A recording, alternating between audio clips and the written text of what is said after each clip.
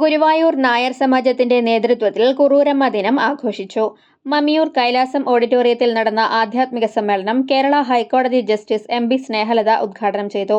Kerala Devaswom recruitment board chairman advocate K B Mohandas ഭദ്രദീപം തെളിയിച്ചു. ഗുരുവായൂർ ദേവസ്വം മുൻ കമ്മീഷണർ പി വേണുഗോപാൽ IAS അധ്യക്ഷത വഹിച്ചു.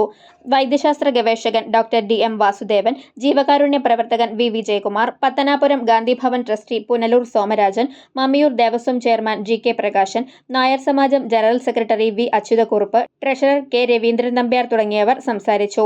ചടങ്ങിൽ ഡോക്ടർ UCG നമ്പൂതിരി, വസന്തമണി, രമ ജയരാജ്, രാജേശ്വരി എന്നിവരെ ആദരിച്ചു. രാവിലെ നടന്ന നാരായണീയ മഹോത്സവം Guruvayur Devaswom chairman professor VK Vijayan ഉദ്ഘാടനം ചെയ്തു. പുലർച്ചെ ഗുരുവായൂരപ്പന് ശ്രീലകത്ത് നെയ്വിളക്ക് സമർപ്പിച്ചു.